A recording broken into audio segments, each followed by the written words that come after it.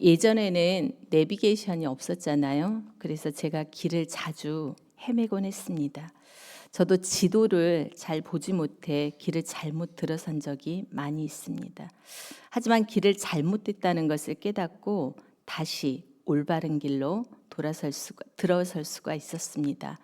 신앙생활도 마찬가지라는 생각이 듭니다. 우리가 삶의 길을 잃고요, 세상의 유혹에 흔들릴 때 마음을 하나님께로 돌리는 순간이 바로 회개의 시작입니다. 오늘의 말씀은 히스기야가 이스라엘 백성들에게 유월절을 지키라라고 선포하는 내용입니다. 히스기야는 백성들에게 간절히 명령합니다. 여러분, 제발 여호와께로 돌아오십시오라고요. 우리에게도 하나님께서 똑같은 마음으로 말씀하십니다. 여호와께로 돌아오라. 오늘 말씀을 통해서 하나님께서 우리에게 주시는 교훈 3가지를 같이 나누기를 원합니다. 첫 번째는요, 믿음의 확신 가운데 살라는 것입니다. 하나님께서 절기를 정하시고요, 이스라엘 백성들에게 지키라고 한 이유는 그것을 기억하라는 것이죠. 이스라엘 역사에서 꼭 기억해야 할 일이 있을 때 하나님께서는요, 그 일을 기념할 절기를 주셨습니다. 그리고 그 절기를 지키라고 명령하셨습니다. 특별히 유월절은요, 이스라엘 백성들이 출애굽한 사건을 잊지 않고 기억하도록 하기 위해서 주신 것입니다. 역대기 저자는 이스라엘 히스기야가 유월절을 지키기 위해서 어떠한 노력을 했는지 굉장히 자세하게 기록하고 있습니다. 2절을 다시 한번 보시면요, 뭐라고 말씀하시냐면 왕이 방백들과 예루살렘 온 회중과 더불어 의논하고 둘째 달에 유월절을 지키려 하였으니 라고 말씀하십니다. 왕이잖아요. 그러니까 왕으로서 그저 유월절을 지키라 라고 명령만 하면 되는데, 거기 말씀에 2절 말씀에 보니까 회중들과 의논하는 모습을 볼 수가 있습니다. 그리고 이스라엘 백성들이 예루살렘에 모이기가 어려웠습니다. 그래서 유월절을 제때 지키지 못하고 둘째 달로 연기하였습니다. 물론 이것도 하나님께서 정하신 규례에 따른 것이지만 어떻게든 유월절을 지키기 위해서 최선을 다하고 있습니다. 유다뿐만 아니라요, 북이스라엘을 향해서도 유월절을 함께 지키자고 호소를 합니다. 그리고 그 왕의 명령이 어떠했는지 우리가 지금 읽었던 것처럼 굉장히 자세하게 또 길게 설명하고 있습니다. 히스기야가 이렇게 유월절을 백성들에게 지키기 위해서 예를 썼던 이유는요, 이스라엘 백성들이 믿음의 확신 가운데 살기를 바라는 마음이었습니다. 온 이스라엘과 유다 백성들이 여호와를 향한 믿음을 다시 회복하기를 간절히 소망했기 때문입니다. 유월절을 지키면 이스라엘의 역사 속에서 출애굽의 그 구원의 하나님의 약속을 기억할 수가 있습니다. 그동안 하나님을 잊고 우상을 섬겼던 백성들도 이를 떠올릴 수가 있었을 것입니다. 그로 인해서 하나님을 우리가 확실히 믿고 그리고 살아갈 수 있으리라 그들은 생각한 것입니다. 마찬가지입니다. 우리들의 하나님을 믿는 것은요, 단순히 생각이나 관념이 아닙니다. 우리의 믿음은 역사 속에서 실제로 일어난 사건을 바탕으로 우리가 한 믿음입니다. 이스라엘 백성들의 신앙은 유월절, 즉 출애굽과 하나님의 구원 사건에 바탕을 두고 있습니다. 우리의 믿음도 마찬가지입니다. 예수 그리스도의 십자가의 구속 사건을 바탕으로 우리가 세워져 있는 것입니다. 믿음은 그냥 생각이 아닙니다. 실제로 일어난 역사적 사건에 근거를 두고 있습니다. 그래서 예수 그리스도의 십자가 사건을 우리가 기억할 때 우리의 믿음이 더욱더 견고해질 수가 있는 것입니다. 우리는 죄로부터 구원을 받았습니다. 하나님이 약속하신 그 영원한 나라는 우리가 믿음을 확실히 가지고 살아가도록 이끌어줍니다. 우리들이 믿음의 확신 가운데 살기를 원합니다. 새벽마다 우리를 사랑하사 우리를 위하여 자기 몸을 버리신 그 예수 그리스도의 십자가 은혜를 우리가 기억하면서 묵상하면서 믿음으로 사시기를 주님의 이름으로 축복합니다. 두 번째는요. 오늘 히스기야는 뭐라고 말씀하시냐면 회개하고 돌이키라고 말씀합니다. 오늘 본문 6절을 다시 한번 보시겠습니다. 보발꾼들이 왕과 방백들의 편지를 받아가지고 왕의 명령을 따라 온 이스라엘과 유다에 두루 다니며 전하니 일렀을 때 이스라엘 자손들아 너희는 아브람과 이삭과 이스라엘의 하나님 여호와께로 돌아오라. 그리하면 그가 너희 남은 자 곧 아스루 왕의 손에서 벗어난 자에게로 돌아오시리라 라고 말씀하십니다. 히스기야가 명령한 것은 무엇입니까? 아브라함과 이삭과 이스라엘의 하나님 여호와께로 돌아오라는 것입니다. 이들이 유월절을 지키며 진심으로 회개하고 돌이킨다면 하나님께서 그들을 다시 그들의 하나님이 되어주시고 그들을 다시 회복시켜 주실 것이라고 말씀하십니다. 당시 북이스라엘의 상황은 사실 말이 아니었습니다. 아수르에서 멸망당했잖아요. 그리고 백성들 대다수가 포로로 잡혀간 그러한 상황이었습니다. 죽지 못해 산다고 해도 과언이 아닐 정도로 비참한 삶을 살고 있었습니다. 이렇게 비참한 삶을 살게 된 이유가 무엇이었습니까? 바로 우상숭배였습니다. 하나님을 배반했기 때문입니다. 그런데 하나님께서는 이들을 그냥 내버려 두지 않으셨습니다. 수백 년 동안 하나님을 떠난 그 백성들을 향한 마음을 하나님은 거두지 않으시고요. 언제나 그들이 돌이키기를 기다리고 있었습니다. 바로 이 마음이 우리들을 향한 하나님의 마음이라고 믿습니다. 우리는 하나님을 버릴지라도요. 하나님은 절대 우리를 버리지 않으십니다. 물론 죄에 대한 대가는 치를 수 있습니다. 하지만 회개하고 다시 주님 앞에 돌이킨다면 다시 품어 안아주시는 분이 우리가 믿는 하나님 아버지이십니다. 탕자가 돌아오기를 간절히 바라는 하나님 아버지이십니다. 매일 새벽 기도하는 이 자리가 회개의 자리가 되기를 소원합니다.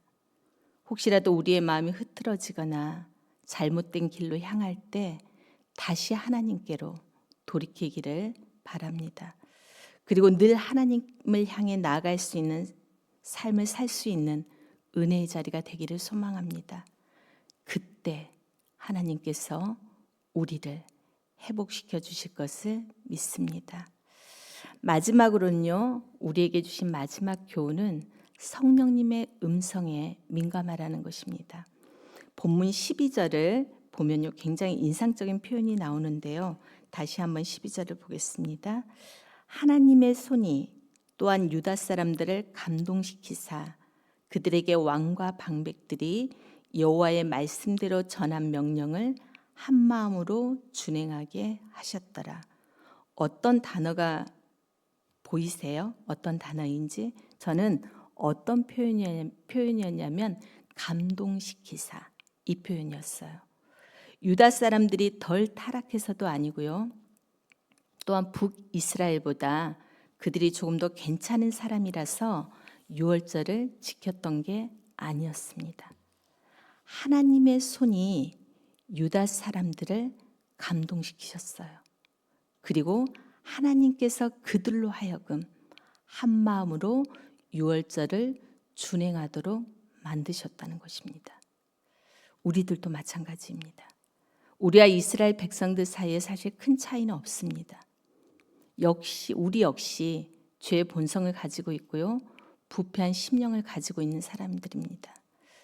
연약한 인간인지라 툭하면 하나님을 배신하려 하고요. 우리가 하나님의 말씀 앞에 순종하지 않으려는 경향이 있습니다. 이것이 우리의 본성입니다. 그런데 그럼에도 불구하고 우리들이 기도의 자리에 나오고 하나님의 말씀 앞에 몸부림치며 순종하려고 하는 이유는 바로 우리 안에 계시는 성령님께서 계시기 때문입니다. 우리 안에 계신 성령님께서 우리의 마음을 감동시켜 주시고 말씀 앞에 순종하도록 인도해 주시는 것입니다. 그래서 사실 우리의 모든 삶이, 우리의 모든 것이 은혜라고밖에 말할 수 없는 것입니다. 히스기야의 이 명령 앞에 백성들의 반응은 어떻습니까? 두 부류로 나누어지는 걸 볼 수가 있습니다. 10절과 11절을 다시 한번 보겠습니다. 어떻게 두 부류로 백성들의 반응이 나타나는지요. 첫 번째는 보발꾼이 에브라임과 므낫세 지방 각 성읍으로 두루다녀서 스불론까지 이르렀으나 사람들이 그들을 조롱하며 비웃었더라. 이 부류하고요. 11절에 보면 그러나 아셀과 므낫세와 스불론 중에서 몇 사람이 스스로 겸손한 마음으로 예루살렘에 이르렀다라고 말씀하십니다. 북이스라엘 백성들 대부분은 어떠했습니까? 히스기야의 명령을 거부했습니다. 하지만 그중 일부는, 몇몇 사람들은 겸손한 마음으로 예루살렘에 이르렀다라고 말씀하고 있습니다. 우리도 마찬가지입니다. 성령님의 음성에 민감하게 반응하는 것이 중요합니다. 이를 위해서 먼저 우리 마음속에 있는 우리 자신의 소리를 낮추는 것이 중요하다는 생각이 듭니다. 또요, 세상의 소리도 줄이는 것이 좋을 것 같습니다. 성령님의 음성에 귀를 기울이며 겸손한 마음으로 은혜의 자리를 사모하면 우리도 하나님께서 우리의 심령 가운데 주님의 음성을 들려줄 줄 믿습니다. 오늘 말씀은 간단합니다. 어떤 말씀입니까? 여호와께로 돌아오라는 것입니다. 그러기 위해서 우리가 세 가지를 보았습니다. 히스기야를 통해서 남유다와 북이스라엘 백성들을 부르셨잖아요. 마찬가지로 하나님께서는 오늘 또 우리를 향해서 이렇게 부르고 계십니다. 여호와께로 돌아오라고. 먼저는 그러기 위해서 우리가 믿음의 확신 가운데 서 있기를 원합니다. 하나님을 기억하고 특별히 예수 그리스도의 십자가 사건을 우리가 기억하면서 믿음의 확신으로 살아가는 우리의 모습이 있기를 소원합니다. 두 번째는요, 죄로부터 돌이키는 삶을 살아야 합니다. 몸은 우리가 비록 교회에 있어도요, 마음이 하나님께 떠나 있다면 다시 우리의 마음을 하나님께로 돌이키기를 원합니다. 마지막으로는요, 성령님의 음성에 민감하게 반응하시기를 원합니다. 마음에 감동이 있다면 거부하지 마시고요, 은혜의 자리로 나아가는 우리들이 되기를 원합니다.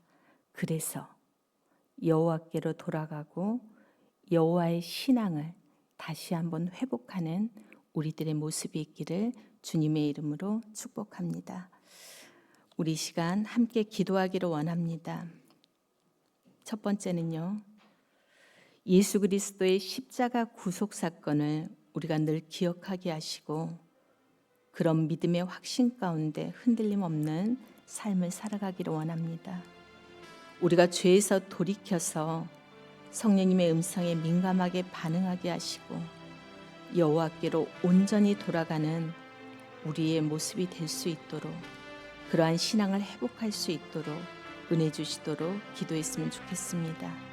마지막으로는요, 이번 주 토요일에 영유아 유치부 가을 행사가 진행이 됩니다. 하나님, 모든 아이들이 참석할 수 있도록, 또 모든 부모님들이 참석할 수 있도록 은혜 주시도록 기도했으면 좋겠고요. 무엇보다도 새로운 VIP 어린이와 가정이 주님의 사랑을 경험하는 귀하고 복된 시간이 되게 해주시도록 기도해 주셨으면 좋겠습니다. 우리 이 세 가지 기도 제목을 붙들고 주님 앞에 나아가기를 원합니다. 기도하시겠습니다. 사랑이 많으신 하나님 아버지, 은혜를 감사합니다. 오늘도 우리가 주님의 말씀 앞에 서게 하심을 감사합니다. 주님의 말씀을 받게 하심을 감사합니다. 우리가 날마다 예수 그리스도의 십자가의 구속의 사건을 기억할 수 있도록 도와주시고, 우리가 다시 한번 이 믿음의 확신을 아버지 하나님 저버리는 일이 없도록 굳건해질 수 있도록 은혜를 베풀어 주시옵소서.